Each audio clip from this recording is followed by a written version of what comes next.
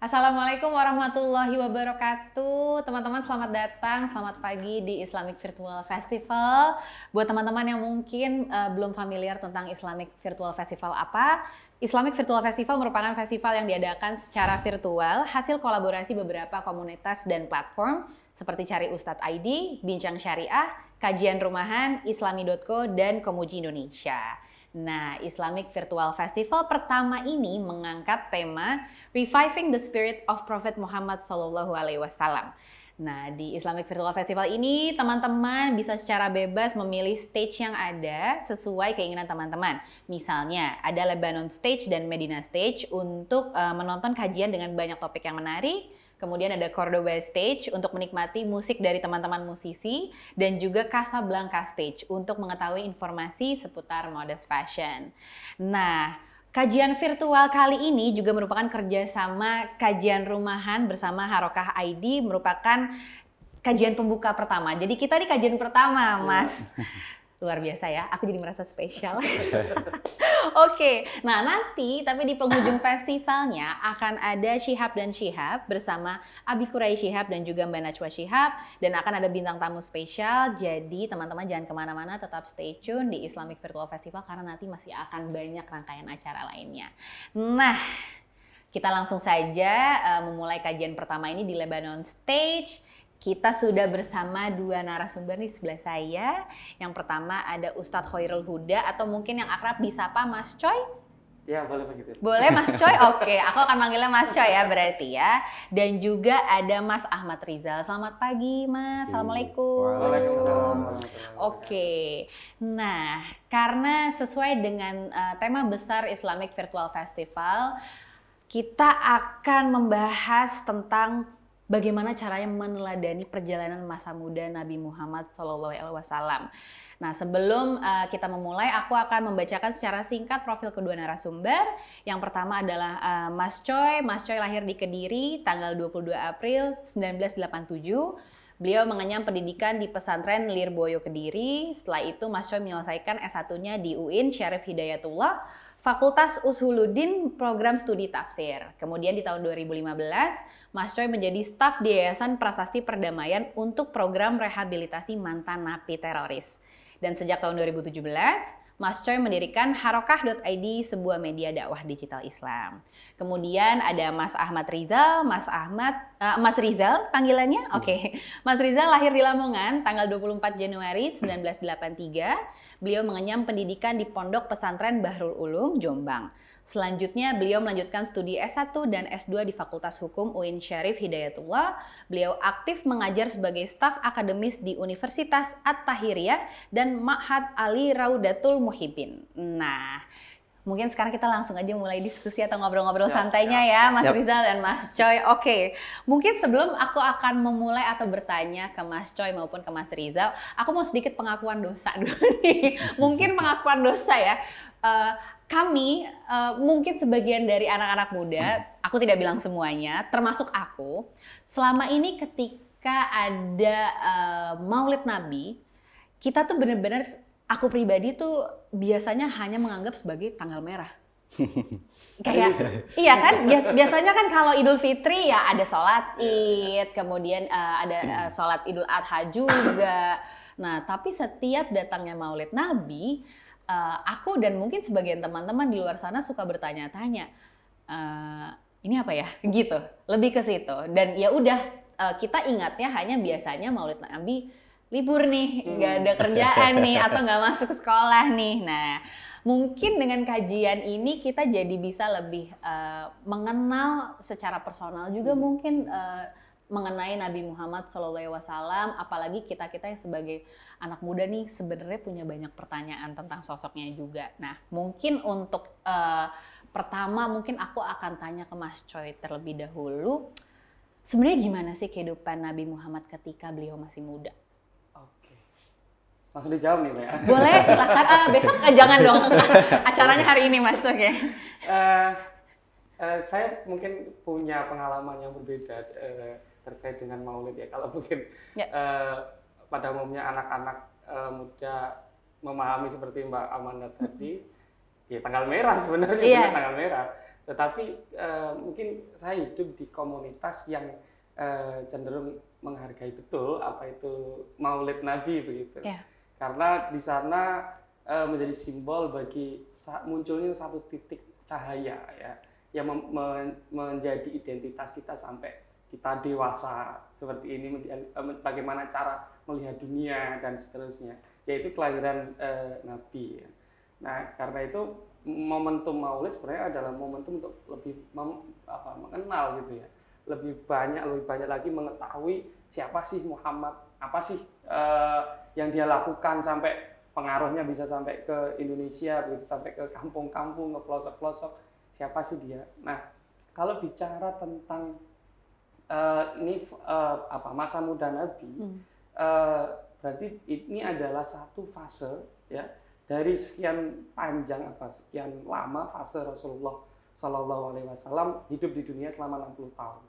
Artinya fase remaja muda ini ya bisa jadi dari umur belasan tahun sampai beliau diangkat menjadi nabi ya pada usia 40 tahun. Artinya ada 20 tahun di mana Rasulullah ya ini menyandang status sebagai pemuda atau remaja gitu. Nah, kalau pertanyaan tentang bagaimana gambaran besarnya, ini digambarkan misalnya bagaimana sih karakter kepemudaan atau usia muda Nabi Muhammad ini. Ini digambarkan oleh Imam Al-Baihaqi dalam satu bukunya ya, namanya Dalailun Nubuwah, di mana dia mengatakan Nabi itu sejak kecil, muda itu ditakdirkan untuk menjadi orang baik. Artinya maksudnya gini, beliau tidak diberi kesempatan untuk melakukan satu tindakan, mengambil pilihan yang buruk ya. Sekalipun anak muda pada masanya ya itu biasa-biasa saja. Tetapi untuk konteks Nabi Muhammad ini digambarkan ya sebagai sosok yang berbeda ya. Tidak diberi kesempatan untuk berbuat salah. Saya mungkin sedikit cerita ya. Ada satu sasi. Jadi Nabi Muhammad ketika kecil ya itu senang menggembala kambing. Iya, di kota Mekah ya dia pergi ke lereng-lereng gunung di sekitar Mekah untuk menggembala kambing.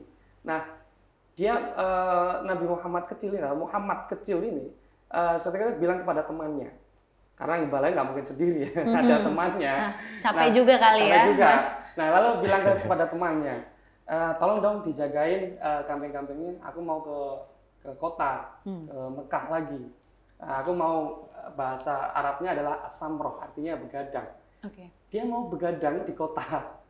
Tetapi kemudian di sana itu kebetulan ada hiburan ya, karena ada yang hajatan, ada yang nikahan, dan rame. Berencana ya pada satu malam itu dia untuk ikut begadang. Ya. Nah, tetapi ternyata ketiduran.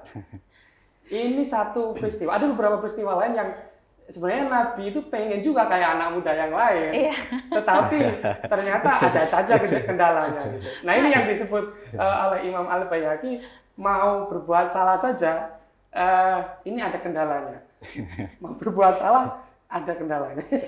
Kalau kita kebalikan ya. Banyak banget ke pintu-pintu kesenangan gitu ya. Berarti sebenarnya Nabi Muhammad punya pada masa mudanya juga punya keinginan untuk ya berkegiatan, ada acara-acara sampai malam kali ya. Untungnya saya juga gitu, Mas. Saya gampang tidur orangnya. Tapi lebih ke sayanya sih, bukan ditakdirkan mungkin ya. Lagi-lagi mengingat beliau beliau sangat spesial gitu, ditakdirkan untuk dihindarkan dari perbuatan yang tidak menyenangkan. Nah berarti kalau tadi aku dengar Nabi Muhammad ditakdirkan untuk lebih banyak berbuat kebaikan dan dihindarkan dari perbuatan yang tidak diinginkan. Nah, tapi selain itu pertanyaannya gini, kalau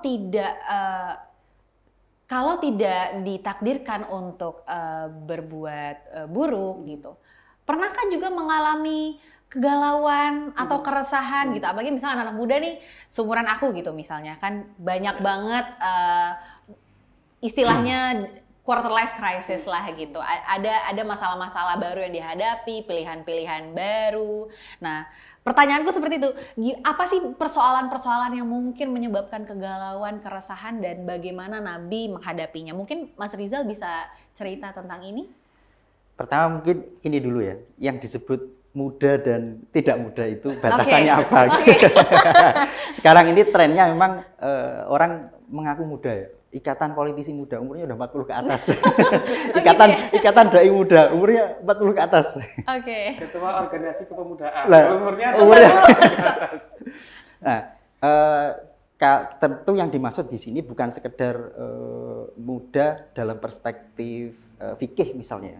Kalau dalam fikih batasan seseorang dianggap muda dan tidak adalah jelas ya balik ya. Akil balik kalau laki-laki ada dua ya. Bisa dengan jalan keluar sperma atau usia ini 15 tahun ya. Nah, sebenarnya kedewasaan seseorang bisa dinilai dari dua aspek. Yang pertama substansi ya. Nah, substansi ini kan agak sulit ya, kemampuan dan kesempurnaan berpikir dan seterusnya. Nah, karena ini adalah sesuatu yang tidak bisa diukur, ketika bicara fikih agak sulit nanti menentukan seseorang dianggap dewasa atau tidak kalau harus menentukan berdasarkan standar intelektualitasnya misalkan kedewasaan jiwanya. Nah, fikih butuh kejelasan. Oke, 15 tahun pinter nggak pinter dianggap dewasa. Matang nggak matang dia dianggap sudah layak dianggap sebagai subjek hukum, artinya segala bentuk dosa dan seterusnya sudah dibebankan ke dia. Artinya masa penggemblengan, masa pelatihan itu sudah selesai di usia itu. Tapi ini akan berbeda ketika konteksnya adalah seseorang yang dipersiapkan untuk menjadi pemimpin ya. Seseorang yang dipersiapkan menjadi nabi ya dalam hal ini ya. Ini kalau kita lihat sejarah, Nabi diangkat menjadi nabi umurnya 40 tahun ya. Dan ini menarik ya. Usia 40 ini satu-satunya umur yang ditulis di Al-Quran ya. Ini masa peralihan. Lah kalau bicara keresahan apa yang pernah dialami Nabi, sejarah mencatat Nabi ini hidup dalam situasi yang layak untuk resah sebenarnya ya. Beliau lahir sebagai yatim ya dan seterusnya. Tapi saya kok melihat keresahan dan kegalauan Nabi ini terkait dengan nanti batasan usia ya. Itu justru terjadi ketika Nabi menjelang usia peralihan dari akhirus syabab gitu ya kalau beberapa kitab menyebutnya. Milenial tua. Menuju 40. Jadi masa-masa itu. Ya. Kita nggak bicara muda dalam pengertian itu tadi ya, tapi ini muda sebagai seorang akan menjadi pemimpin. Justru di masa-masa peralihan. Jadi kalau kita resah, galau itu kan perasaan jiwa ya. Itu akan semakin teridentifikasi kalau perasaan itu teraplikasikan dalam sebuah tindakan fisik ya. Kalau Mbak Amanda mencintai seseorang, kalau biasa-biasa saja ya berarti cintanya kecil ya. Kalau sampai dia nggak sadar diri menyebut-nyebut nama itu, ya itu berarti sangat besar. Nah, saya lihat keresahan yang dialami Nabi itu justru ketika Nabi setelah menerima wahyu. Jadi kira-kira ginilah, orang Mas Coy misalkan ya wiridan tengah malam terus dapat sesuatu, orang mau naik derajat itu goncangan spiritual yang luar biasa ya. Dan saya nggak melihat Nabi sampai sakit gitu, sampai kan beliau kemudian pulang ya habis terima wahyu. Ini fenomena apa kira-kira gitu ya, pulang sampai di rumah, zamiluni tolong selimuti aku, Nabi sampai sakit. Itu artinya goncangan yang luar biasa ya. Tapi ini bukan keresahan sebagaimana yang dialami oleh anak muda sekarang tentu ya. Ini goncangan spiritual yang ya itu tadi berada di masa peralihan dari orang yang dalam tanda kutip awalnya manusia biasa beralih akan menerima beban risalah untuk disampaikan. Justru saya melihat keresahan kegalauan Nabi puncaknya ada di situ. Ya. Tapi meskipun ini toh sebagaimana kasus-kasus lain, beliau akan tetap dikawal oleh Allah ya. Nah ini yang berbeda dengan kita. Kalau kita galau ya enggak lepas, udah lost. Oke, berarti mungkin kita tidak bisa membicarakan spesifik angka secara usianya berapa, mungkin lebih ke peristiwanya ya Mas, ya, gitu. Menurut saya gitu. Ya, ketika mau menerima wahyu pertama kali juga kali ya. Nah, itu mungkin kalau misalnya teman-teman ngerasa, tapi gimana nih kalau umurnya ketika 25 gitu-gitu, mungkin berarti secara riwayat disebutkan atau enggak Mas berarti? Usia-usia segitu kita tahu ya Nabi anak bashar mithlukum ya, Nabi sebagaimana manusia yang lain waktu itu orang Arab ya bekerja, ya menggembala kambing, berdagang, berkegiatan juga ya. Ya, saya melihat Nabi tidak pernah mengalami kegalauan yang berarti ya. Nabi memang Nabi tidak pernah mengalami masa dididik langsung oleh orang tua biologisnya ya. Beliau dididik oleh paman-pamannya. Tapi ini justru yang membentuk karakter Nabi ya. Dan ini memang tidak bisa dilepaskan dari skenario Allah memang yang disebutkan tadi oleh Mas Coy. Kesempatan untuk berbuat nakal aja nggak ada. Iya. Boleh saya ini tambahin Mas? Mau silakan Mas.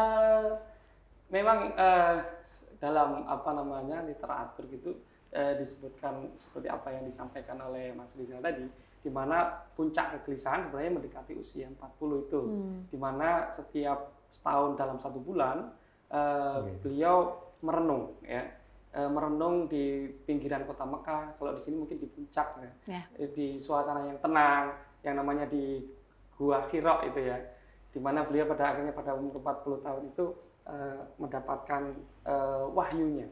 Nah, tapi sebelumnya memang mengalami kegelisahan. Apa yang membuat beliau gelisah? Sebenarnya ada 2 hal ya. Dan ini terbentuk sejak usia belasan tahun sebenarnya kegelisahannya. Benar, Nabi ini saya sepakat dengan Mas Rizal tadi itu, kegelisahan itu sebagian besar bukan kegelisahan yang sifatnya emosional ya, tetapi kegelisahan yang bersifat sosial. Di mana ini bisa kita lihat misalnya dalam jadi ketika umur 15 tahun Rasulullah di Mekah itu terjadi namanya Harbul Fijar atau perang Fijar. Perang ini memperebutkan jalur perdagangan internasional yang melewati kota Mekah. Nah, antara suku Quraisy dan suku di luar suku Quraisy. Jadi terjadi pertarungan yang luar biasa kejam ya, namanya perang. Dan Nabi Muhammad kebetulan dari keluarga Quraisy dan beliau terlibat umur 15 tahun. Dan beliau shock melihat kenapa bangsanya berperang. Kenapa bangsanya berperang. Nah, setelah itu ada peristiwa yang tidak kalah pentingnya yang disebut Hilful Fudul, perjanjian damai ya. Di antara suku-suku yang berperang. Oh, ternyata kalau orang berperang itu ada jalan damainya loh, ada solusi damainya loh, ada resolusi konfliknya. Nah, Hilful Fudul inilah yang kemudian salah satunya menjadi salah satu fenomena yang sangat berkesan pada diri Nabi. Ketika beliau dewasa setelah menjadi Nabi ya, beliau pernah mengatakan begini, seandainya Hilful Fudul, perjanjian damai itu ada di era Islam, aku pasti akan datang, kalaupun diundang. Artinya semangat, spirit perdamaian Nabi itu sudah terbangun dari umur belasan tahun itu. Nah, ketika beliau berdagang, beliau selain waktu umur belasan tahun, dari umur 3 tahun sampai belasan tahun, beliau itu lebih banyak menggembala kambing. Lalu umur 12 tahun mulai diperkenalkan dunia perdagangan, bukan perdagangan lokal ya, tapi internasional. Kenapa? Karena pamannya Abu Thalib, ini yang sangat sayang kepada Muhammad kecil, mengajak dia selalu ke luar negeri. Jadi mungkin kalau sekarang ya kita perlu mengajak anak-anak kita untuk main-main juga. Setelah nanti sudah kondusif kan? Ya betul. Karena lewat online dulu. Ini juga membentuk pribadi Nabi, di mana pada akhirnya Nabi menjadi pribadi yang mengenal banyak budaya. Ya. Dia ke Suriah, dia ke Yaman, dia ke Arab Timur dan seterusnya. Ada budaya, ada bahasa, ada agama yang berbeda-beda. Nah, ini yang kemudian membentuk pribadi pluralistik dalam diri Nabi ketika dia ke Madinah, ya. Spirit pluralitas, kemudian perdamaian tadi diwujudkan melalui Piagam Madinah, membentuk satu masyarakat yang tersatukan, ya, sekalipun agamanya beda-beda. Di Madinah itu ada 5 agama, ada Yahudi, ada Kristen, ada Majusi, penyembah api, lalu ada pagan dan lain sebagainya, Muslim ya terutama. Nah, disatukan dalam komunitas Madinah, Fakta Pertahanan Madinah yang disebut sebagai Piagam Madinah. Ini jadi fenomenanya Nabi itu tidak atau jarang terkait dengan kegelisahannya terkait dengan fenomena yang sifatnya emosional seperti anak muda pada umumnya. Jadi lebih kepada sosial. Nah, kenapa terjadi perang dan seterusnya? Menurut analisis Nabi, ini karena mereka punya junjungan pimpinan, ya, sesembahan yang berbeda-beda, paganisme yang plural gitu ya. Tuhannya setiap suku itu beda-beda. Nah, ini menjadi sumber permasalahan sebenarnya. Ketika panutannya, pimpinannya, kepentingannya berbeda, ya akan pasti berseteru. Ya. Nah, karena itu berhalaisme itu harus disudahi gitu, yaitu dengan cara mengimani kembali ajaran yang berasal dari Nabi Ibrahim, yaitu tauhid, ya, yang meyakini bahwasanya hanya ada satu Tuhan yang berhak disembah. Nah, tetapi apakah Nabi pernah mengalami kegelisahan yang sifatnya emosional? Pernah. Oh, pernah. Tertarik dengan perempuan? Iya. Pernah. Bahkan tidak tanggung-tanggung. Yang beliau taksir siapa? Seorang penyair cantik banget di kota Mekah, terkenal, diperebutkan banyak cowok. Bahkan senior-senior suku Quraisy, ya, ada tokoh yang namanya Abdullah bin Jud'an. Rumahnya ini yang menjadi tempat di mana Hilful Fudul tadi diadakan. Jadi karena dia dianggap senior gitu ya, jadi rumahnya menjadi tempat yang dianggap sakral, dihormati untuk membuat keputusan penting yang menyatukan suku-suku di sekitar Mekah. Akhirnya si Abdullah bin Jud'an ini menikahi, nama perempuannya, si perempuan ini adalah Duba'ah binti Amir. Nah, ini salah satu seleb kota Mekah, ya, yang pernah ditaksir oleh Nabi. Hits banget. Cuman nggak jadi, ya, hits banget. Bahkan saking diperebutkannya si Duba'ah binti Amir ini oleh banyak lelaki setelah dinikahi oleh Abdullah bin Jud'an, aku mau menceraikan kamu dan kamu saya izinkan menikah dengan namanya Hisham bin Mughirah. Tapi ada syaratnya. Syarat ini yang bikin si Duba'ah binti Amir ini terkenal. Kenapa? Karena dia harus tawaf di sekitar Ka'bah dalam keadaan telanjang. Ini spektakuler banget. Ini kalau mau bikin drama, ini yang membuat dia terkenal banget. Kontroversialitasnya Duba'ah binti Amir ini. Pada akhirnya ya dia melakukan itu ya pada malam hari. Ini kemudian sekalipun Nabi naksir gitu, tapi kemudian nggak jadi deh. Ini terlalu kontroversial. Berarti, nah ini menurut aku nih penting sih, dan mungkin buat teman-teman muda di luar sana juga penting mengetahui fakta ini gitu, bahwa ya ada sisi-sisi yang mungkin selama ini nggak kita ketahui dan kita nggak tahu ceritanya, dan itu yang kadang-kadang ketika kita nggak tahu cerita mengenai pengalaman-pengalaman Nabi ketika muda, rasanya jadi jauh gitu, jadi menjadi sosok yang jauh, bukan sosok itu yang bukan kita. Iya, itu jadi bukan kita gitu. Makanya tadi juga disebutkan sama Mas Coy bahwa Nabi juga memiliki kegalauan yang luar biasa, keresahan, tapi yang lebih banyak sifatnya sosial, memiliki kepekaan sosial yang tinggi beliau gitu. Dan mungkin yang tadi seperti Mas Rizal bilang, ketika semakin dewasa mendekati usia 40, kegalauannya mungkin bentuknya sudah lebih beda lagi, sudah mengenai berkaitan dengan ketuhanan, bisa dibilang seperti itu. Nah, ini pertanyaan berikutnya dariku juga. Mungkin banyak teman-teman di luar sana yang sebenarnya sampai sekarang juga masih mencari konsep ketuhanan. Nah, ketika Nabi Muhammad masih muda, bagaimana sih sebenarnya perjalanan beliau mencari apa sih makna konsep ketuhanan itu gitu sampai akhirnya kemudian menerima wahyu untuk pertama kalinya. Mungkin siapa yang akan menjawab? Mas Rizal gimana, Mas? Memang ketika bicara pencarian Tuhan gitu ya, sosok nabi yang paling dikenal dan diabadikan di Al-Quran memang Nabi Ibrahim ya. Ya. Memang orang bisa menafsirkan itu sebagai peristiwa itu Nabi Ibrahim membantah ya kelompok musyrikin, tapi juga bisa ditafsirkan sebagai sebuah pengembaraan teologis gitu ya. Ketika melihat bintang ternyata dia hilang ya, dan saya nggak suka dengan sesuatu yang hilang, kemudian muncul bulan dan seterusnya. Kalau dalam diri Nabi Muhammad, saya percaya ini ya, saya percaya fitrah manusia itu sebenarnya bertuhan.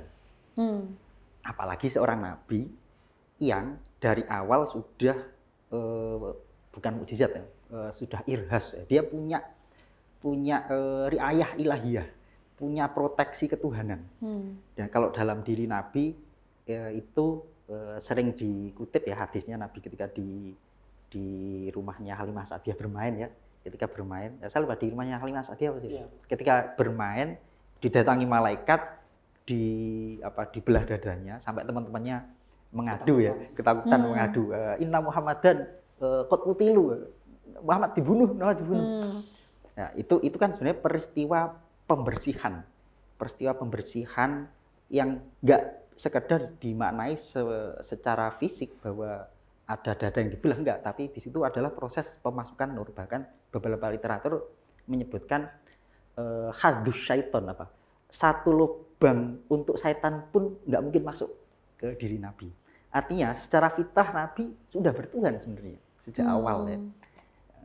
Ya tentu saja ini given ya, karena memang Nabi itu berbeda dengan kita ya. Kita harus melalui proses pencarian. Nabi udah dari awal memang given ya, bahwa mungkin barangkali ya, saya belum berani ngomong tapi kira-kira ini mungkin belum berbentuk gitu ya, belum berbentuk secara formal bahwa ya itu terbentuk ketika setelah menerima nubuwah ya, menerima mandat risalah di usia 40. Tapi bahwa beliau sudah bertuhan itu saya meyakini sudah sejak awal atas riayah ilahiyah ya, proteksi ketuhanan. Dia sebagai manusia yang benar-benar sesuai fitrah, dan fitrah manusia itu ya bertuhan. Kira-kira kok menurut saya begitu. Ya karena lagi-lagi ya sejak lahir tadi yang Mas Rizal bilang secara fitrah Nabi Muhammad SAW memang ditakdirkan menjadi seorang yang sangat spesial. Yeah. Nah mungkin Mas Coy ada tambahan lain atau? Oke, mungkin saya sedikit menambahkan sedikit. Iya, nggak apa-apa. Banyak juga nggak apa-apa, Mas. Kita masih bisa nambah berapa jam lagi? Oh nggak banyak. Oke, saya setuju bahwa saja tentang sesuatu yang given tadi ya, yang dianugerahkan Tuhan kepada Nabi, karena ini juga didukung riwayatnya ya Mbak. Tadi disebut Nabi itu kecil, dididik, dibesarkan, diasuh oleh Halimah As-Sa'diyah, seorang perempuan yang hidup di luar kota Mekah ya, sampai usia 3 tahun itu Mas. Dan tadi Mas Rizal juga menyebutkan bahwasanya Nabi Muhammad itu juga sebenarnya dari kecil sudah mengenal tentang Tuhan ya. Apalagi masyarakat Mekah ini sebenarnya juga masyarakat yang beragama, tapi agamanya adalah pagan gitu ya pada umumnya. Kalau kita coba lihat secara sosiologi sebenarnya bukan pagan, ada beberapa model agama di Mekah sendiri. Yang pertama adalah yang tentu saja penyembah berhala itu. Di sana ada 300 berhala ya di kota Mekah itu. Ada juga yang mereka masih sebenarnya meyakini Tuhan ya, Tuhan yang superior, yang maha kuasa, yang bukan Tuhan-Tuhan yang kecil-kecil yang berhala-berhala itu, tapi Allah Subhanahu wa Ta'ala. Tetapi tradisi yang diwariskan oleh Ibrahim, Nabi Ibrahim ya, dan Nabi Ismail di Mekah ini hanya menjadi tradisi saja. Hanya menjadi tradisi. Karena itu sebagian di antaranya itu ya, ada orang Mekah yang melakukan pencarian Tuhan yang sejati. Nah, mereka disebut sebagai kaum Hanifiyah. Ada 5 orang ya pada era sebelum Nabi diutus dari Nabi yang menganut keyakinan Hanifiyah ini. Jadi dia mencoba memurnikan ajaran Ibrahim. Ya, mereka misalnya tidak menyembah berhala, tidak berjudi, tidak melakukan seks bebas dan seterusnya. Kemudian mereka merasa tidak puas, sebagian tidak puas, dan sebagian melakukan pencarian keluar kota Mekah ya, untuk menelusuri tradisi agama Ibrahim ini. Nah, ada namanya Zaid bin Amr, ada Waraqah bin Naufal, ada 5 orang. Nah, Waraqah bin Naufal ini adalah sepupunya Khadijah, konsultan keagamaannya Sayyidah Khadijah. Nah, kalau Zaid bin Amr ini dia kemudian masuk Kristen juga, Waraqah bin Naufal masuk Kristen juga. Kenapa? Karena menurutnya itu adalah yang mendekati agama Ibrahim saat itu. Nah, termasuk di antara sebenarnya penganut Hanifiyah ini, agama milah Ibrahim ini adalah keluarga Nabi sendiri. Jadi keluarga Nabi ini ya mereka tidak dikenal sebagai penyembah berhala. Kakeknya, kemudian Abu Thalib pamannya itu pun sekalipun tidak secara terang-terangan masuk Islam ketika Nabi berdakwah, juga tidak dikenal sebagai penyembah berhala. Artinya tradisi keluarga leluhur Nabi ini masih memegang satu doktrin yang bersumber dari agama Ibrahim, termasuk keyakinan akan datangnya Nabi di akhir zaman yang dari keluarga mereka. Kakeknya ini misalnya ketika masih kecil seling, kalau orang Jawa itu mutang gitu ya namanya. Apa itu artinya, Mas? Mutang itu gini. Nah, ini untuk takutnya saya atau teman-teman yang lain. Jadi yang ciluga itu loh. Puji-puji, anak ganteng, anak pinter, anak baik. Ini kalau dalam tradisi Jawa namanya dikutang. Nah, kakek Nabi ini Abdul Muthalib ini sering melakukan itu. Kamu akan jadi anak yang orang besar, akan menaklukkan dunia dan lain sebagainya. Sehingga itu juga menjadi obsesi Nabi juga, menjadi seorang pemimpin dan seterusnya. Nah, ketika diasuh oleh Halimatus Sa'diyah, tadi diceritakan bahwa beliau ini dibedah ya, ceritanya itu adalah pada mulanya Nabi Muhammad tanya, kemana 2 saudaraku? 2 saudaraku ini 2 anak asuhnya Halimah Sa'diyah juga. Mereka sedang menggembala kambing. Kenapa aku nggak menggembala kambing? Apakah kamu akan senang kalau kamu ikut menggembala kambing? Tentu saja saya akan senang. Lalu Halimah Sa'diyah ini memasangkan sebuah kalung ya, jimat gitu, terbuat dari benang dan kayu. Lalu Nabi Muhammad kecil bertanya, ini apa? Ini akan melindungimu. Lalu Nabi Muhammad kecil ini mencopotnya ya. Lalu bilang begini, inna ma'i man yahfadzani, sesungguhnya aku dilindungi oleh Tuhan yang selalu melindungi aku. Ini benih-benih teologisnya sudah muncul usia 3 tahun. Nah, setelah itu terjadi peristiwa ketika dia main sama temennya menggembala kambing, terjadi penculikan, kemudian tuduhan pembunuhan terhadap Nabi yang membuat teman-temannya khawatir. Dan itu kemudian dikembalikan kepada orang tuanya. Umur 12 tahun ketika diajak ke Suriah oleh pamannya Abu Thalib, ketemu dengan pendeta namanya Buhairah, pendeta di Suriah. Nah, di sana kemudian dia melihat tanda-tanda kenabian ya di dalam Muhammad kecil ini, lalu bertanya. Dia bertanya dengan cara orang Quraisy bertanya, yang serius ya, yaitu dengan cara bersumpah. Nah, cara dia bersumpah demi Lata dan Uzza. Ini berhala orang-orang Mekah ya. Biar Muhammad kecil ini benar-benar serius jawabnya. Nah, apa yang respon Muhammad kecil? Jangan kau sebut nama 2 berhala itu. Tidak ada nama yang paling membuat aku marah kecuali 2 nama itu. Umur 12 tahun. Iya. Ini jejak-jejak nilai-nilai keagamaan, teologis ketuhanan yang bisa dilacak dalam riwayat-riwayat. Nah, semakin menggelisah itu ketika semakin dewasa tadi itu, ini adalah salah satu yang tidak benar, karena berhala-berhala itu bukan hanya permasalahan keyakinan pada akhirnya, tetapi juga masalah ketidakadilan sosial, kemudian masalah kemiskinan dan seterusnya. Dan itu dijawab oleh Nabi dengan misalnya soal kemiskinan, tentang orang-orang yang pengangguran, ya digambarkan dalam Sahih Bukhari, ketika beliau setelah mendapatkan wahyu di Gua Hira, pulang rumah minta diselimutin ya, shock betul ya, hampir depresi untuk ada Khadijah yang menenangkan beliau ya. Nah, Nabi Muhammad hampir berpikir apakah saya gila? Nah, di sini peran Khadijah sangat penting. Tidak mungkin Anda gila, Anda adalah orang yang baik. Tasdukul hadis, omongan Anda itu selalu jujur, nggak pernah berbohong lah. Watahmilul kalla, Anda selalu meringankan beban orang.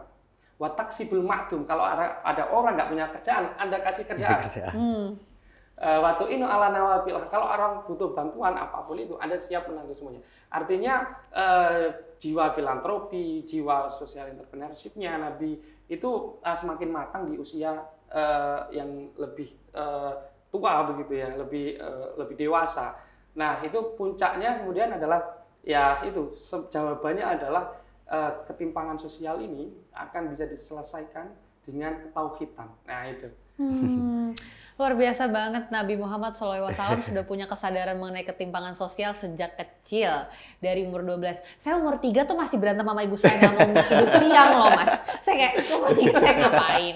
Umur 12 saya masih lagi seneng-senengnya nongkrong. Jadi, aduh berantem saya maunya baru mau masuk SMP kan, lagi berantem sama orang tua. Sedangkan Nabi sudah membicarakan mengenai bagaimana berhala menjadi sesuatu yang sangat dibenci di usia 12 tahun.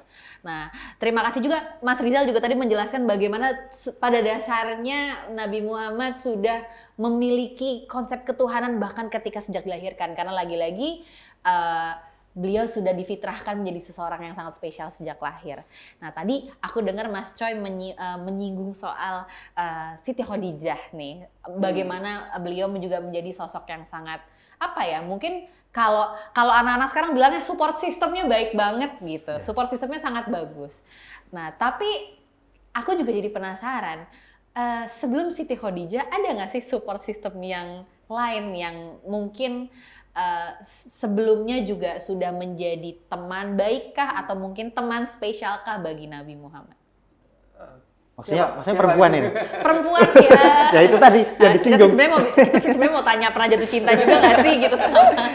Ada nggak sih orang yang pernah membuat Nabi Muhammad jatuh cinta selain Khadijah yang mungkin selain juga yang disebutkan oleh Mas Choi tadi? Ya itu tadi disinggung penyair Arab tadi itu ya. Selebgramnya Kota Mekah.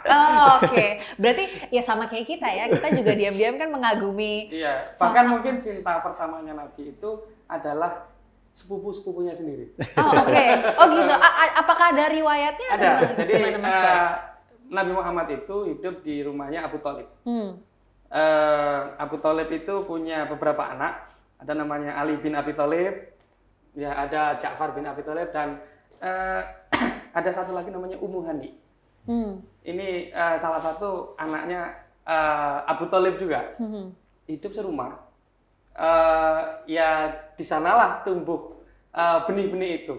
Nah, suatu ketika Nabi itu sebenarnya melamar ya, pengen mengungkapkan itu, kemudian pengen menikahinya, pengen melamar, mengkhitbah kalau bahasa Arabnya.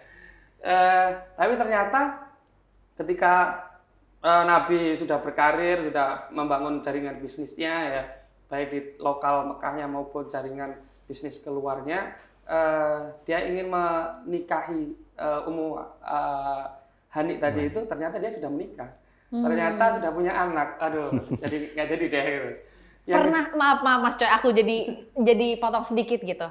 Pada saat itu patah hati juga nggak sih sebenarnya, Mas?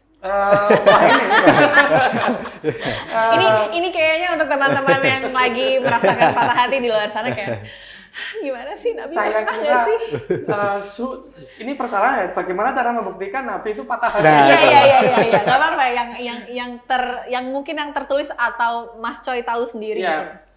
Ya kemungkinan iya. Kenapa? Karena selama belasan tahun Nabi itu hidup di rumahnya Abu Thalib sejak umur 8 tahun.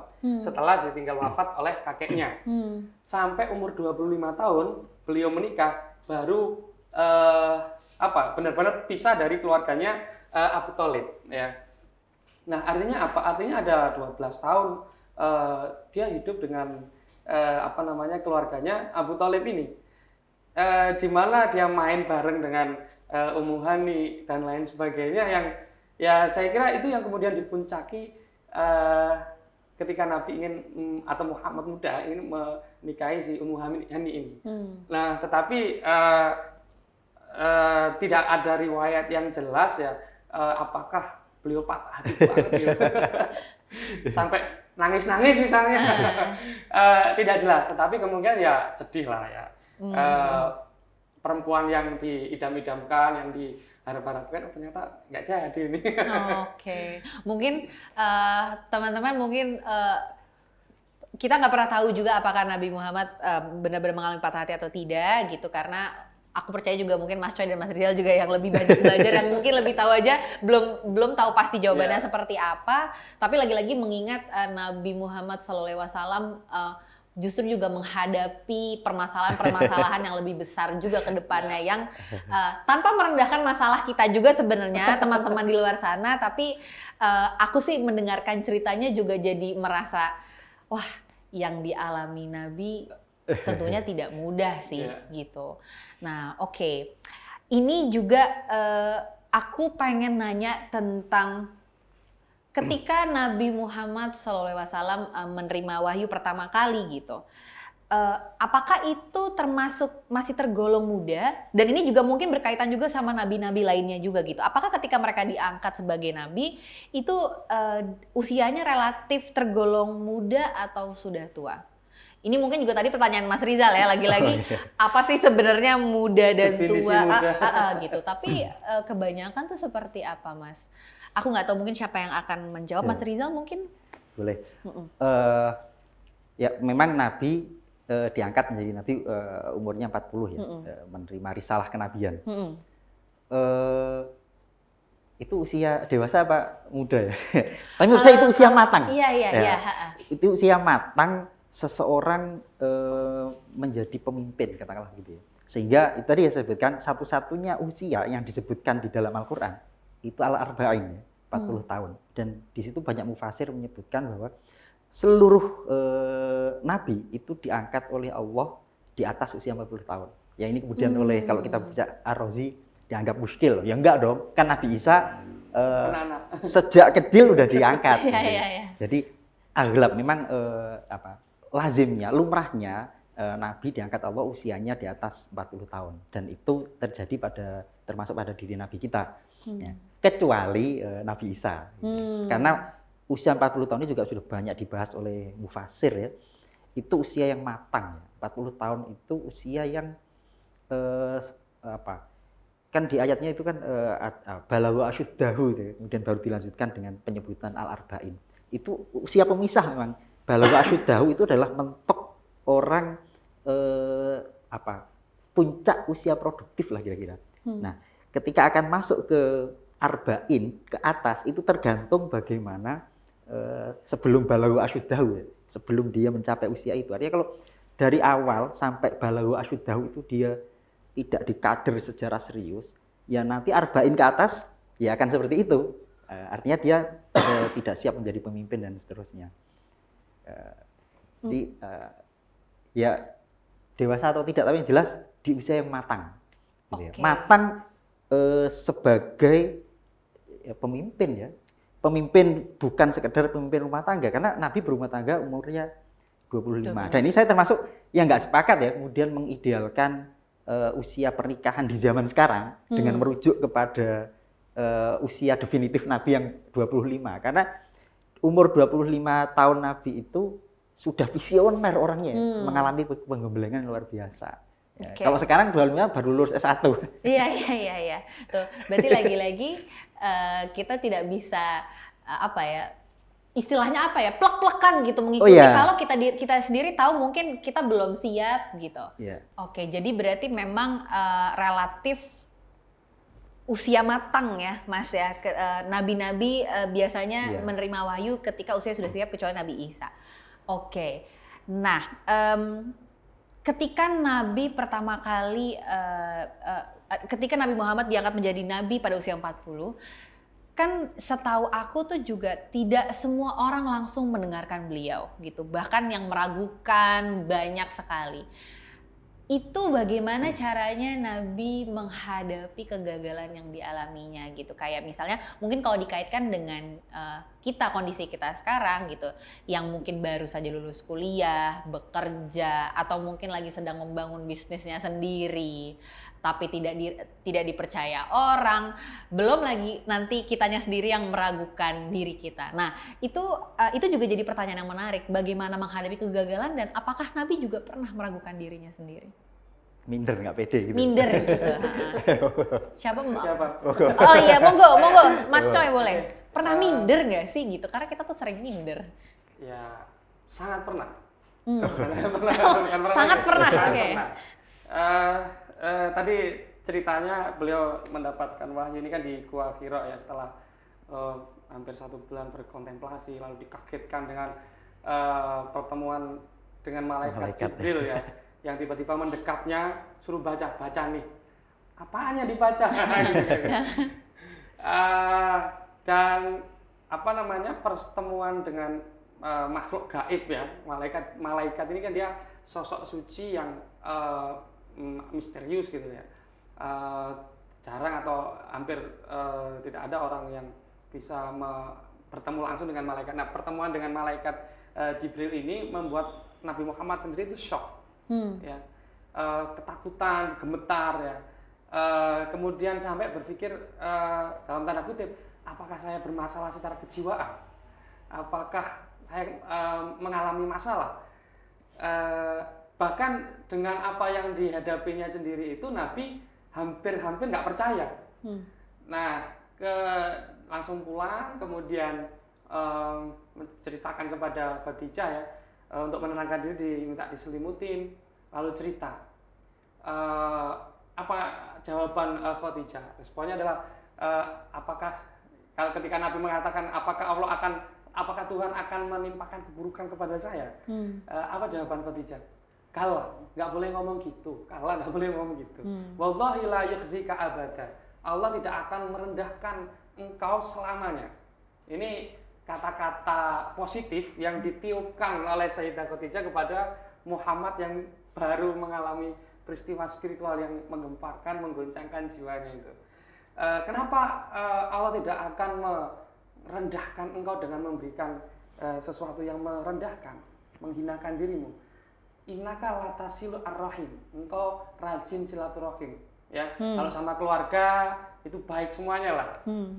Kemudian watas dukul hadis, engkau orang yang ucapannya selalu bisa dipercaya, bisa dipegang gitu ya, nggak gampang berubah-ubah omongannya. Kemudian watahmilul kala, Anda itu kalau ada orang minta bantuan selalu ringan tangan, bukan ringan tangan untuk memukul, tapi untuk membantu. Kemudian wataksibul ma'dum, kalau orang nggak punya kerjaan, Anda kasih kerjaan. Watu'inu ala masoibil haq ya. Lalu engkau yang bantu orang lah. Artinya jiwa sosialnya Nabi ini sangat tinggi ketika berhadapan dengan kaum-kaum yang atau orang-orang, individu-individu yang mengalami kebutuhan atau kesulitan dan yang kurang beruntung begitu ya. Nah, jiwa semacam ini itu diasah sejak kecil ya, terutama dari selama bertahun-tahun Nabi menggembala kambing. Jadi leadershipnya Nabi itu digembleng melalui gembala kambing. Jadi selama dari umur 3 tahun sampai umur belasan tahun Nabi ini menggembala kambing. Disebutkan dalam riwayat Sahih Bukhari itu ala qararit ya, dia mendapatkan upah dari sana gitu. Nah, apa filosofi gembala kambing ini? Kalau dalam kekristenan gembala kambing ini artinya ya mencari umat gitu ya, dakwah gitu, menyelamatkan, mencari kambing dari ancaman serigala. Nah, kalau dalam konteks Islam ini menggembala kambing itu filosofinya apa? Filosofinya salah satunya adalah kalau ada kambing yang dia lemah, rentan, itu akan diperhatikan ya. Kalau yang terlalu terlalu agresif, ini akan dikontrol. Yang liar, yang brutal, yang nakal gitu, itu akan diarahkan kepada tujuan ya. Titik tujuannya misalnya adalah tanah lapang, di mana di sana ada rumput dan seterusnya. Nah, kepemimpinan, perhatian terhadap mereka yang lemah, kemudian visi ditempa selama beliau menjadi penggembala kambing. Ini saya memahami filosofi itu ketika di pesantren, Pak. Jadi saya selama 40 hari di pesantren itu disuruh oleh kiai saya untuk menggembala kambing. Ada sekitar 60-70 ekor kambing dan memang repot juga. Aku juga ngebayangin itu sulit sih. Di tempat saya ngajar di Mahat Ali Raudhatul Muhibbin, itu ada jadwal khusus santri, bukan santri ya, mahasiswa. Itu harus angon kambing. Iya. Oh, Itu juga sambil Tabarukan. Iya. Jadi kalau kita lihat kambing, kambing gitu ya. Ih jijik. Tetapi dalam konteks kepemimpinan kita nggak boleh berpikir begitu. Bagaimanapun mereka adalah kelompok yang kita pimpin. Okay. Yang kuat, yang lemah harus sama-sama diperhatikan. Harus sama-sama dibawa menuju arah kemajuan, arah kebaikan gitu loh. Di mana itu menjadi tujuan bersama. Pemimpinnya, yang dipimpin, yang kelompok-kelompok yang dipimpin dan seterusnya. Oke. Nah, itu yang menyebabkan kemudian sampai menjadi karakter Nabi di mana dia sangat perhatian kepada kaum yang lemah ya. Salah satunya sebagai contoh ya, bagaimana cara Nabi mengembangkan apa mengekspresikan jiwa sosialnya ini, yaitu dengan cara adopsi. Nabi itu punya anak angkat, namanya Zaid bin Harithah. Nah, tidak umum saat itu ya orang Mekah ngadopsi anak, lalu nama ayahnya diubah, nama marganya diubah. Dari tadinya Zaid bin Harithah menjadi Zaid bin Muhammad, lalu bukan anaknya. Ya. Ini terobosan Nabi, nekatnya Nabi untuk menantang tradisi yang populer saat itu. Di mana Zaid bin Harithah sebenarnya adalah budak, dimerdekakan, lalu diadopsi, diasuh sebagai anak sendiri gitu. Nah ini yang dimaksud sebagai tahmilul kalah. Kalau ada orang butuh bantuan ya Anda bantu.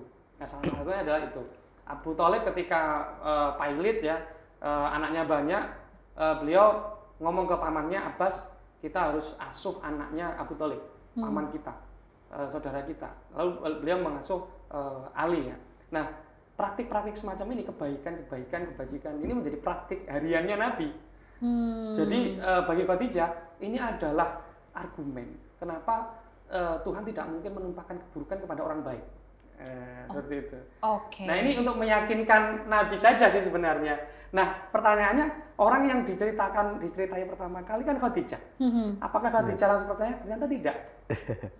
Nah itu bagaimana menumbuhkan rasa percayanya juga? Konteksnya gini, Nabi ini orang yang sangat dipercaya oleh Khadijah sendiri. Tetapi konteks dia mendapatkan wahyu ini dikurung dulu, ditunda dulu. Ya bisa jadi benar, bisa jadi tidak. Betul. Nah, cara untuk membuktikannya ya diuji. Nah, bagaimana, apa langkah Khadijah? Khadijah itu punya konsultan, ya, konsultan spiritual, namanya Waraqah bin Naufal. Dia tadinya adalah penganut milah Ibrahim, Hanifiyah, ya, agama Hanifiyah, kemudian masuk Kristen. Orang pertama yang menerjemahkan Injil ke dalam bahasa Arab. Nah, artinya punya wawasan yang banyak tentang agama lah. Sebelumnya selalu konsultasi dengan Waraqah kalau terkait dengan masalah keagamaan.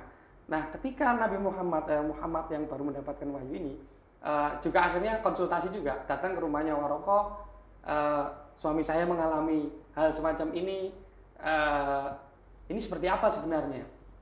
Bawa suamimu ke sini. Lalu datang, sebutkan ciri-ciri makhluk yang datang kepadamu, seperti ini. Dan ini adalah namus, ini adalah sosok yang pernah datang kepada Musa membawa wahyu. Nanti engkau akan diusir dan akan dibunuh oleh kaummu.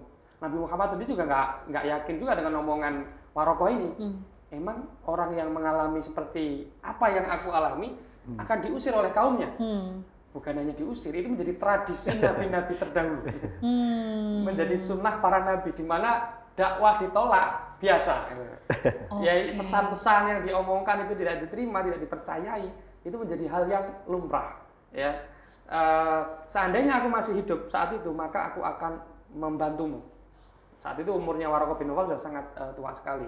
Nah, ketika pulang, Nabi Muhammad sudah agak lega mendapat penjelasan dari Waraqah bin Naufal. Ya, ketika pulang ke rumah, Nabi Muhammad dikagetkan, malaikat Jibril ternyata mampir ke rumahnya dengan sosoknya yang misterius gitu ya. Nah, dia bilang ke Khadijah, Khadijah dia datang. Oke, beritahu aku lagi kalau dia datang lagi. Oke, beberapa waktu kemudian datang lagi dan Nabi Muhammad bilang ke Khadijah, Khadijah dia datang. Oke, duduklah di pangkuanku sebelah kanan. Jadi Nabi dipangku oleh Nabi Muhammad ini dipangku oleh Khadijah, dipangku. Masih kelihatan nggak? Masih kelihatan. Pindah ke kiri. Kelihatan nggak? Kelihatan. Udah duduk di antara dua pahaku. Lalu beliau menyingkap penutup kepalanya sehingga kelihatan badannya gitu. Masih kelihatan nggak? Tidak. Oh, ini berarti benar malaikat. Karena dari hasil ngajinya Khadijah kepada Waraqah bin Naufal, ya, itu malaikat nggak mau masuk rumah kalau di rumah ada berhala.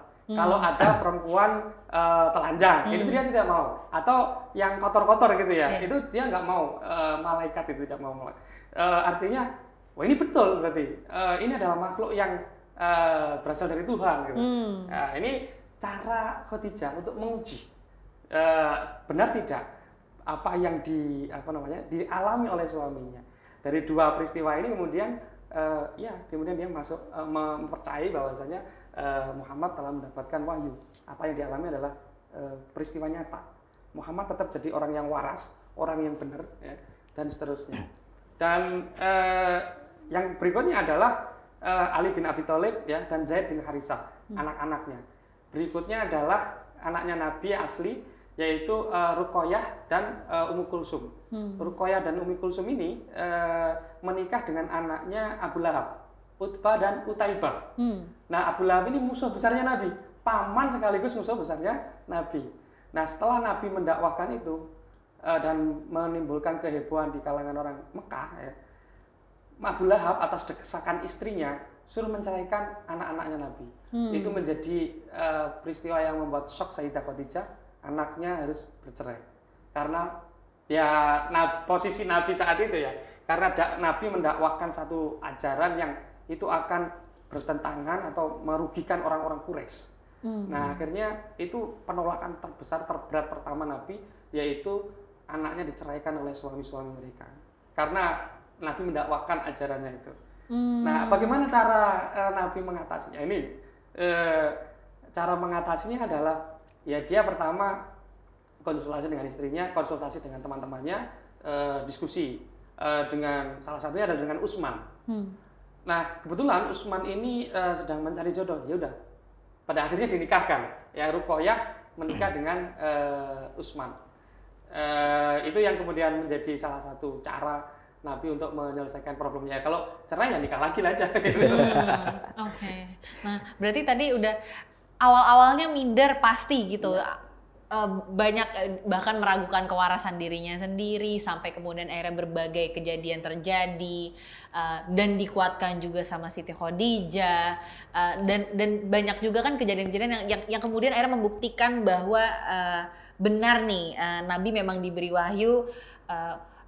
Dan apa ya, kayak banyak kejadian yang tadi aku dengar tuh sampai kayak wow, ini lucunya banyak juga kejadian-kejadian antara Nabi Muhammad SAW dengan Siti Khadijah yang mungkin aku belum pernah dengar sebelumnya, dan kok relasinya tuh kayak menyenangkan ya gitu, bukan hanya sebagai pasangan tapi juga kok kayak teman gitu yang saling support gitu ya, dan yang saling membantu, saling apa ya, ngademi lah istilahnya satu sama lain. Nah, ini juga jadi sesuatu yang ingin aku tanyakan mungkin juga ke Mas Rizal gitu, tentang pada saat itu juga seperti apa sih sebenarnya konsep relasi atau konsep hubungan menurut Nabi gitu terhadap pasangannya seperti apa? Karena mungkin kalau aku dan teman-teman di luar sana juga mendengarkan banyak versi sebenarnya tentang relasi itu harusnya seperti apa sih antara laki-laki dan perempuan, suami istri gitu. Apakah bisa secair, secasual itu gitu yang mungkin tadi disampaikan juga sama Mas Choi, atau seperti apa? Ini menarik ya. Al-Quran biasanya menyebutnya kalau istri itu bukan tunggal ya, tapi plural ya. Istri-istri. Itu maksudnya gimana? Ini yang dikomplain oleh aktivis feminis. Tapi gini, kita harus melihat budaya, konteks historis sosial masyarakat Arab waktu itu seperti apa ya. Perlakuan orang Arab, terutama laki-laki ya, terhadap perempuan. Ya. dalam konteks jumlah istri saja itu tidak ada batas sebelum ada. Jadi ini sekaligus kalau kita masuk ke ayat poligami misalkan, 4 itu angka moderat gitu. Angka 4 itu angka moderat. Kenapa? Sebelumnya nggak ada batas, satu orang itu bisa memiliki istri terserah. Dan perlakuan laki-laki terhadap perempuan itu tidak beradab ya. Bahkan dianggap anak perempuan itu kalau kata orang Jawa itu molo, dia nggak bawa hoki, kira-kira gitu lah, nggak bawa hoki, bencana. nggak bawa bencana. Makanya dalam sejarah masyarakat Arab jahiliyah itu sering kita dengar ada orang bahkan ketika berjudi bisa menggadaikan istrinya dan seterusnya. Nah kemudian dalam konteks relasi hubungan suami istri, jumlah dulu di angka 4 itu menurut saya adalah moderat. Nggak juga di stop hanya 1, nggak juga dibebaskan total, tapi diambil angka moderat. Ya, dan itu memang di tengah budaya patriarki yang luar biasa. Itu pun dengan catatan 4 dengan syarat gitu ya, harus adil dan seterusnya. Kalau tidak ya wajib 1, ya 1 itu wajib. Itu 1. Yang kedua soal relasi. Kalau kita membaca relasi suami istri yang terjadi di zaman Nabi, rasanya kita harus mengakses produk-produk ulama ya. Produk-produk ulama di zaman terutama abad kedua ketika penulisan buku banyak dilakukan. Ini juga banyak yang mengkritik ya, ulama-ulama ini terlalu bias laki-laki gitu ya dalam menafsirkan hubungan. Misalkan tadi soal laki-laki bekerja, perempuan urusannya domestik gitu ya.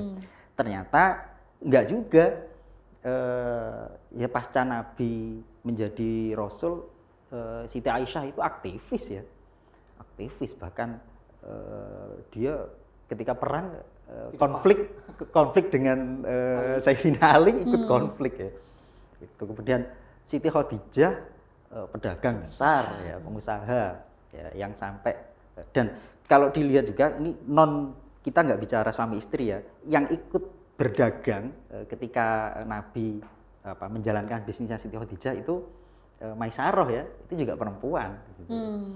Ya artinya laki-laki Mas itu.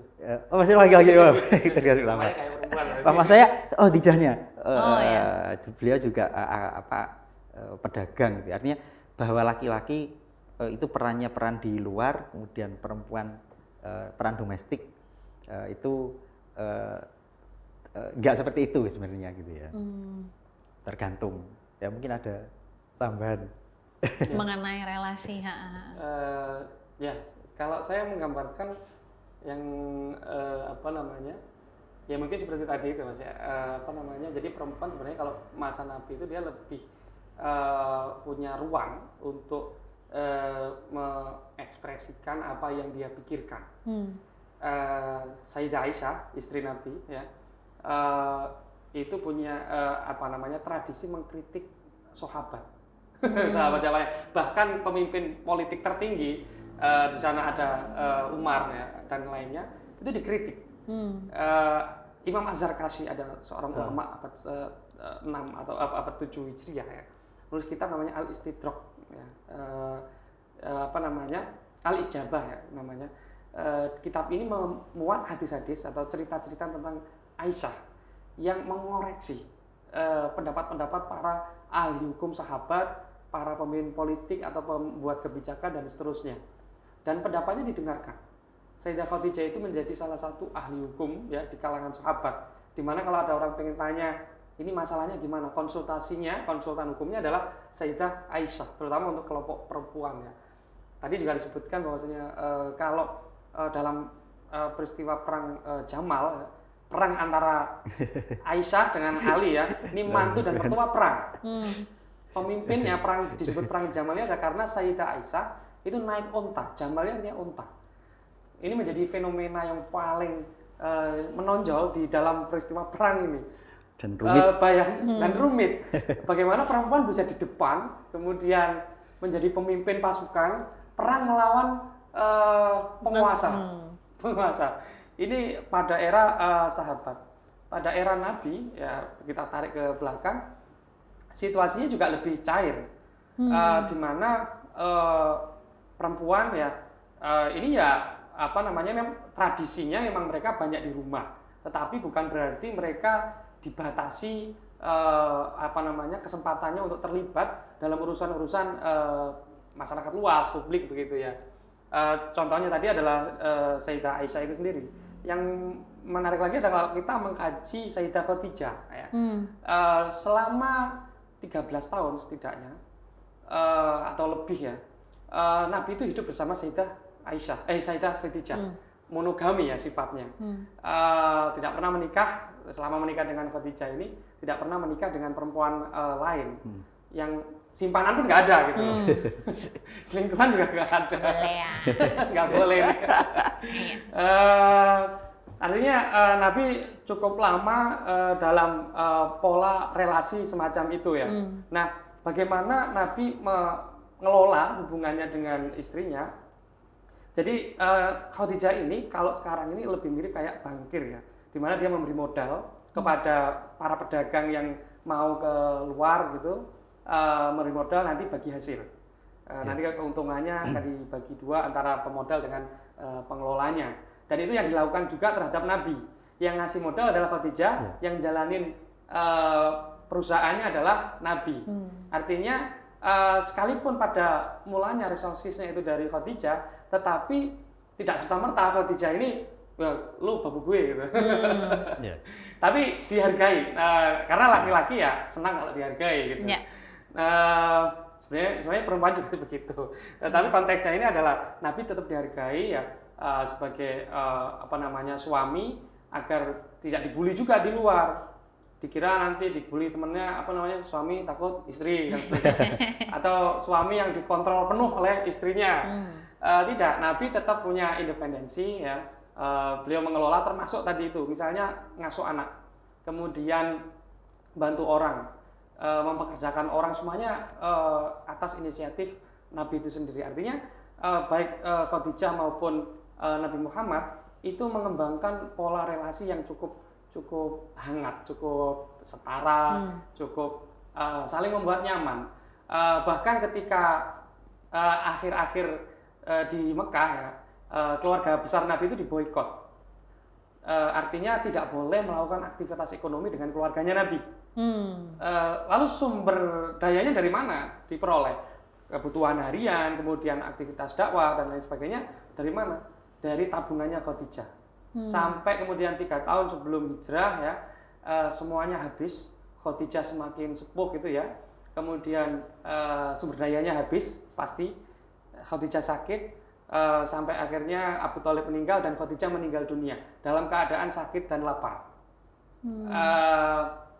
Ini bagaimana perjuangan itu ya dilakukan bukan hanya oleh Nabi, tapi juga atas dukungan keluarga besarnya, terutama istri beliau, yaitu Sayyidah Khadijah. Ini menunjukkan bahwa sangat suportif ya, masing-masing baik Nabi kepada keluarganya maupun keluarganya terhadap Nabi ini juga saling mendukung. Ini saya kira menjadi satu pelajaran penting juga yang perlu kita renungkan, apakah hubungan kita dengan keluarga kita ini sudah cukup baikkah, gitu?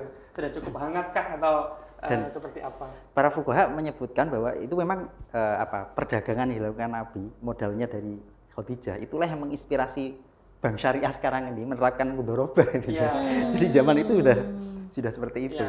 Dan menarik juga, Siti Aisyah juga melakukan hal sama, tapi lebih keren.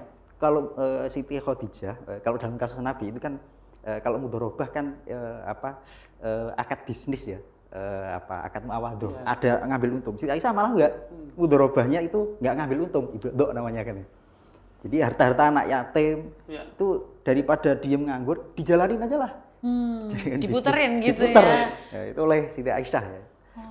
Oke. Dan peran perempuan lagi yang tidak kalah penting itu istri Nabi yang lain, yaitu Zainab binti Jahsy. Beliau ini dikenal sebagai Ummul Fuqara. Kenapa? Karena beliau menginisiasi lembaga santunan untuk anak-anak yatim piatu dan orang-orang miskin. Nah, karena itu jadi beliau bekerja sendiri, taksibu biyadihi kalau bahasa dalam hadisnya itu. Zainab ya, istri Nabi ini bekerja sendiri. Jadi mandiri. Bukan kemudian mengandalkan bantuan pemerintah atau mengandalkan suaminya, Funding. tidak funding atau dari donatur dan seterusnya, enggak. Tapi beliau bekerja, taksibu biyadi, dia bekerja dengan tangannya sendiri. Tujuannya apa? Untuk diberikan kepada para fakir miskin yang ada di Madinah. Jadi inisiasi tentang kerja-kerja sosial itu ini bagian juga dari penguatan masyarakat sipil sebenarnya, terutama kelompok yang rentan. Nah, itu dan itu dilakukan dalam tanda kutip tanpa melibatkan struktur negara, bantuan pemerintah atau apa, tapi dengan bisnis yang dilakukan ya oleh Zainab sendiri. Apa bisnisnya? Produksi kain tenun. Itu yang dilakukan oleh Zainab. Nah, apakah dilarang? Oh, ternyata tidak. Yeah. Ada banyak peluang yang diberikan dalam oleh Nabi ya kepada istri-istrinya untuk konteks peran perempuan ini. Betul. Berarti dari tadi yang aku lihat adalah ya bagaimana Nabi memperlakukan istri-istrinya secara setara, partnership-nya tuh yang penting gitu. Jadi bukan hanya tentang siapa yang dominan, tapi saling membantu, dan bagaimana Nabi juga memberikan kesempatan yang luas untuk istri-istrinya untuk berkarya atau bekerja sesuai dengan keinginannya masing-masing. Nah, ini mungkin agak mundur nih tadi pertanyaannya Mas. Yang tadi, gara-gara aku tuh dari tadi terngiang-ngiang masalah Nabi tuh dulu seneng banget menggembala kambing. Nabi tuh punya passion lain gak sih selain itu? Selain menjadi Nabi gitu ya, tentunya gitu. Tapi ada gak sih yang beliau sukai gitu selain, jangan-jangan itu menggembala kambing itu, atau mungkin hal-hal lainnya ada gak Mas? Siapa yang mungkin Mas Coy atau Mas Rizal mungkin yang tahu? Nanti mungkin bisa ditambah ya. Oke. Ada, justru nggak cuma apa yang disukai, Nabi juga tidak menyukai sesuatu juga. Oh, dan itu menarik. Apa itu? Ini sifatnya ana basyarunnya ya. Nabi sebagai seorang manusia, ya, bukan sebagai utusan. Dan di sini menurut saya pentingnya ketika mempelajari hadis harus juga mengikutsertakan pendapat para fuqaha, karena nggak serta-merta apa yang disukai Nabi itu sunnah dilaksanakan. Apa yang tidak disukai begitu Nabi juga sebaliknya, itu jangan dilakukan. Nggak begitu juga. Jadi ada sisi-sisi kemanusiaan Nabi. Nah, ini kalau yang di usul fikih ini disebut sebagai sesuatu yang masdaruhu atau biyah al-insaniyah, sesuatu yang dia muncul itu bukan karena wahyu, tapi karena memang watak kemanusiaan Nabi. Yang Nabi hidupnya di Arab dengan situasi dan budaya yang seperti itu, otomatis Nabi juga akan tumbuh sebagai manusia yang mengikuti budaya setempat. Nah, ini kita akan nanti masuk ke perdebatan misalkan soal celana, itu apakah ranah yang sunnah diikuti atau tidak, soal jenggot ya, meskipun tadi nanti ada khilafiyah ya. Atau misalkan yang terkenal ya, Nabi nggak terbiasa makan lob misalkan, semacam biawak padang pasir ya, bukan biawak ya, semacam mirip kadal Arab. Bob nah, bob ya, di sini nggak ada. Nabi pernah ditawari makanan itu bob, Nabi menolak. Wah, saya nggak biasa makan itu. Nah, ini jangan langsung disimpulkan, oh bob haram. Nabi ditawari nggak mau. Nah, untungnya di hadis ini Nabi konfirmasi ya bahwa saya nggak terbiasa makan makanan itu. Artinya itu ranah kemanusiaan Nabi. Kemudian tata cara makan, tata cara minum itu semuanya minat tobiyah al-insaniyah gitu ya. Kenapa Nabi makanan kurma? Ya iya, di sana adanya kurma, nggak ada kacang goreng. Nah, tapi apakah salah kita mengikuti passion Nabi? Apakah kita salah mengikuti sesuatu yang tidak disukai Nabi? Tidak salah juga. Ya. Dan ini kalau landasan kita mengikuti passion Nabi itu karena landasan cinta kita kepada Nabi, tetap dapat pahala, kira-kira gitu kalau bahasa fikihnya. Sama dengan kita mengidolakan sesosok artis gitu ya. Saking kita cintanya, kita akan terbawa kan mengikuti kesukaan dia. Ya. Nah, demikian juga dengan Nabi ya. Kecuali kalau hal-hal itu memang dikonfirmasi oleh dalil bahwa itu ranahnya sunnah diikuti. Ya, jadi yang perlu ditegaskan di sini ketika kita mempelajari ranah-ranah kehidupan pribadi Nabi adalah kita harus merujuk kepada para ulama agar kita bisa memilah ya, ini ranahnya tasyrik, ini tidak. Bahkan ada sesuatu yang itu khusus Nabi yang diikuti malah haram. Itu ada seperti itu. Makanya kita harus mengikuti Nabi total. Itu kok saya nggak sepakat ya. Harus ada pemilahan dulu. ada ranah-ranah yang itu khusus Nabi ya. Misalkan suatu ketika Nabi pernah dimintai pendapat soal ada orang mengadu ya, kemudian cukup saksinya 1 orang, nggak perlu ada saksi. Kalau saksi kan minimal 2 laki-laki ya. Nah 1 orang sudah cukup. Nah ini khusus Nabi. Ulama juga sudah menjelaskan, nggak bisa ditiru. Jumlah istri lebih dari 4. Nah ini khusus Nabi, nggak bisa ditiru. Tapi kadang orang yang dilihat cuma yang enak-enaknya, yang nggak enaknya. Misalkan tahajud itu bagi Nabi wajib ya. Wah ini di skip kalau yang begini. Ya, tahajud itu memang awalnya memberatkan ya.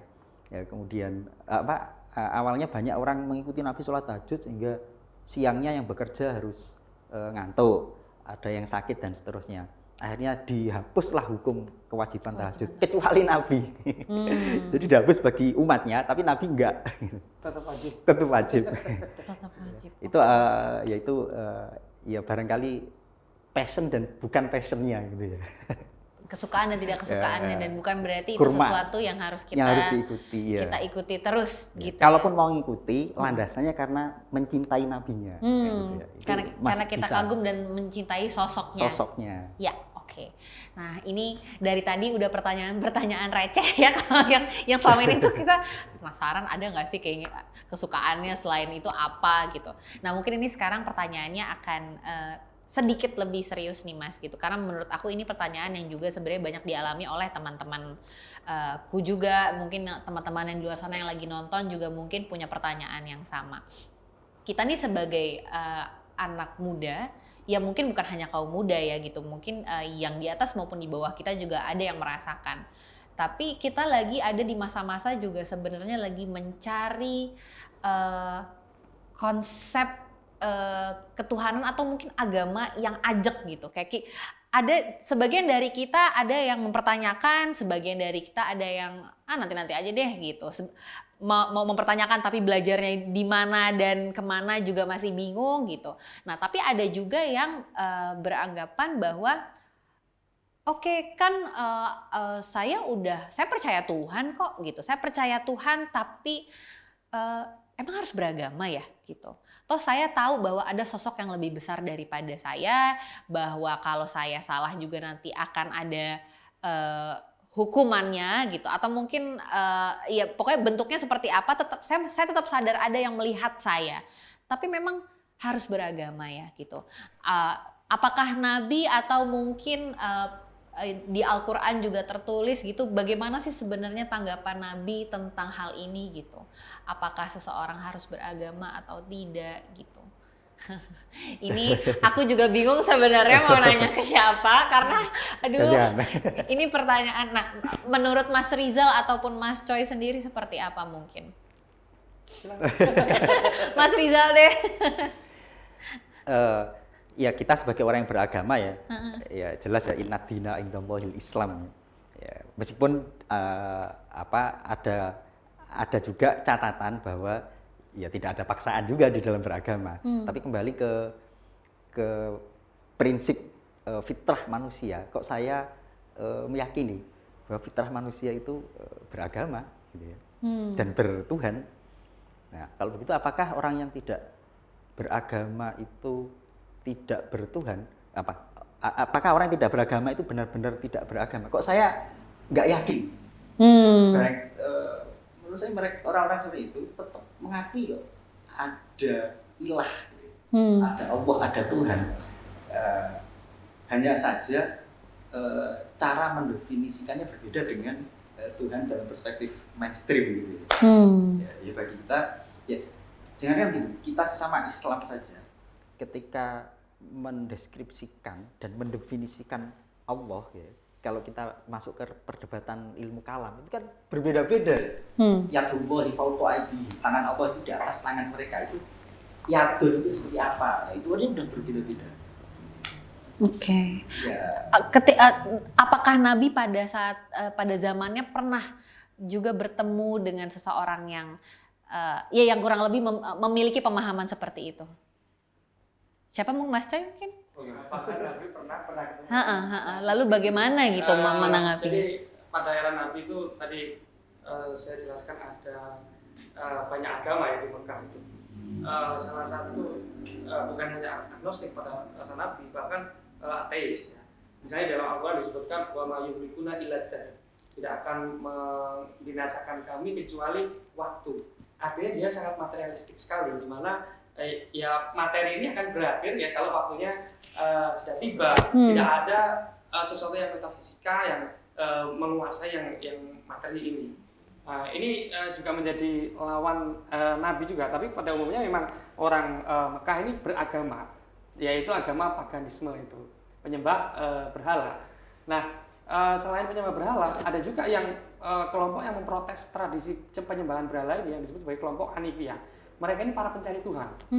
Kalau di konteks masyarakat Mekah saat itu, ya mereka bertuhan, ya, tetapi tidak beragama sebagaimana agama yang umum berlaku di kalangan masyarakat Mekah saat itu. Kenapa? Karena mereka punya praktik yang berbeda. Mereka itu agamanya sangat minimalis. Pokoknya nggak minum arak, nggak seks bebas, kemudian tidak menyembah berhala, tidak berkurban untuk berhala, kemudian apalagi berkhitan mereka. Sangat praktis. Yang lain selain ini, ya selain yang praktikal ini lebih kepada etika. Nah, ini yang kemudian orang yang dia bertuhan tapi tidak beragama. Tidak beragama sebagaimana yang umum gitu ya di masyarakat. Kalau konteksnya hari ini, misalnya di Indonesia ini kan masyarakat Muslim ya, agamanya ya Islam ya. Lalu apakah ketika ada orang tidak mempraktikkan agama ya, tapi mereka percaya pada Tuhan, ya ini sebenarnya tidak ideal. Kenapa? Karena kalau percaya pada Tuhan, dia harus ada konsekuensinya, ada nilai-nilai moral yang harus dia pegangi, ya. Kemudian secara praktikal dia setidaknya ya harus mengikuti apa yang menjadi prinsip-prinsip moralnya itu. Nah, ini akan menjadi keselarasan antara keyakinan, pikiran, dan tindakan. Nah, sebenarnya yang ideal seperti itu, tapi kan ya ada saja kelompok di mana misalnya anak-anak muda yang sedang melakukan pencarian yang mengalami proses ini. Ya mereka memang saat ini tidak terlalu membutuhkan, karena religiusitas atau hidayah ya ini harus diakui memang berbeda-beda yang diberikan oleh Tuhan. Tetapi ketika usia mereka yang membutuhkan lebih stabilitas, yang lebih membutuhkan ketenangan, mereka pada akhirnya akan mencari praktik-praktiknya. Ya, mereka akan memperkuat keyakinan Tuhan itu ada dan dilengkapi dengan praktik-praktiknya. Kalau saya melihatnya seperti itu, dan itu yang dilakukan oleh Nabi. Nabi itu di Mekah itu ibadahnya sangat dikit sekali. Sholatnya itu sholat malam doang. Pada periode pertengahan di Mekah, sholatnya 2 kali, pagi dan sore. Nah, ketika di Madinah, sholatnya 5 kali. Jadi bertahap juga. Sangat bertahap. Semua aturan di dalam Islam itu dipraktikkan secara bertahap. Nah, ini artinya apa? Ya ini sesuai dengan tahap perkembangan manusia itu sendiri, di mana ketika tingkat rasa religiusitasnya, kerinduannya kepada Tuhan itu semakin kuat, maka dia akan mencari sendiri, melengkapi sendiri apa yang dia butuhkan. Nah, itu hukum mikroorganismenya manusia. Aku dengar sampai nahan napas. Oke. Dari tadi kita udah banyak bicara, udah banyak ngobrol juga sama Mas Choi, Mas Rizal. Dan kayaknya ini sebentar lagi waktunya sudah mau habis, karena sebenarnya setelah ini juga masih ada kajian-kajian lainnya juga Mas Choi dan Mas Rizal, dan bukan cuma itu, masih ada acara musik juga dan juga ada acara fashion. Nah, mungkin sebelum kita tutup juga nih kajian kita hari ini mungkin pertanyaan terakhir sekaligus bisa jadi closing statement juga untuk Mas Choi dan juga Mas Rizal. Zamannya ini sudah sangat jauh antara kami sekarang dengan pada saat zaman Nabi. Dan dengan berbagai interpretasi mengenai agama, konsep mengenai Islam yang sangat banyak, sebenarnya Islam seperti apa sih yang mau Nabi sampaikan kepada kaumnya gitu, yang mungkin kaumnya yang belum bisa, yang tidak beliau temui pada masa itu, yaitu kami nih sekarang. Islam seperti apa sih, Mas? Siapa dulu? Mungkin Mas Rizal dulu. Menurut saya bukan merevolusi akhlak, tapi menyempurnakan akhlak. Jadi nama itu liutamima makarimal akhlak, itu substansi agama sebenarnya menurut saya. Dan itulah yang dicontohkan Nabi. Makanya kalau kita teliti hadis-hadis qauli itu lebih sedikit dibanding hadis ilmiah. Nabi memerintahkan sholat cukup dengan solu kama ra'aitumuni usolli. Tapi bagaimana aplikasinya? Yaitu solu kama ra'aitumuni usolli. Lihat aja bagaimana saya sholat sehari-hari. Nabi memerintahkan haji tidak dengan verbal, tapi lihat aja manasik, khudzu anni manasikakum. Demikian juga dengan praktek-praktek rumah tangga, praktek sosial masyarakat dan seterusnya. Saya pikir ada tambahan.